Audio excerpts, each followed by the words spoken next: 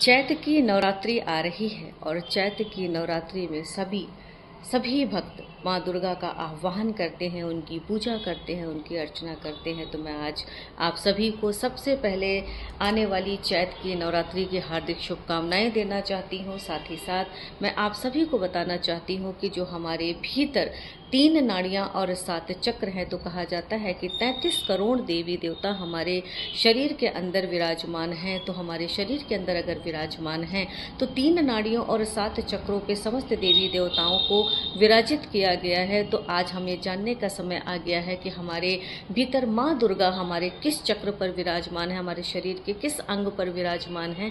तो आज सभी को जानने का पूरा समय मिलता है, पूरा मौका मिलता है कि हमारे हृदय चक्र पर, हमारा जो हृदय चक्र है वहाँ पे माँ दुर्गा को अगर हम आह्वान करें तो माँ दुर्गा हमारे हृदय चक्र पर विराजमान हैं और वो हमारे समस्त सांसारिक कार्यों को देखती हैं, हमारे सारे सांसारिक कार्यों को वो पूर्ण करती हैं। उनका विशेष आशीर्वाद हमारे समस्त सांसारिक कार्यों पर होता है। लेकिन हम अगर अपना आध्यात्मिक उत्थान पाना चाहते हैं, हम ध्यान करना चाहते हैं, तो हमें अपने सिर के तालु भाग पर ध्यान लगाना होगा, क्योंकि सिर के तालु भाग पर बैठी है माँ आदिशक्ति। जब हम अपने सिर के तालु भाग पर ध्यान करते हैं तो माँ आदिशक्ति का आह्वान करते हैं तो हमारे समस्त आध्यात्मिक उत्थान होने लगते हैं। इसलिए अगर आप अपने इन 2 चक्रों को जागृत कर लेते हैं, हृदय चक्र को और सहस्त्रार चक्र को, तो माँ दुर्गा आपके समस्त सांसारिक कार्यों को पूर्ण करती है और माँ आदिशक्ति आपके समस्त आध्यात्मिक उत्थान को पूर्ण करती है। तो इस चैत्र की नवरात्रि में मंदिर जाएं, घर में पूजा करें, कलश रखें,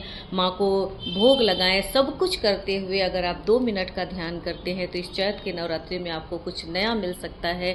नया साल आ रहा है, हम सभी हिंदू धर्म में अगर आप देखें तो ये हमारा नया साल है। तो नए साल में अपने भीतर माँ दुर्गा का आह्वान करें, उनको जागृत करें और अपने आत्म साक्षात्कार की अनुभूति को प्राप्त करें।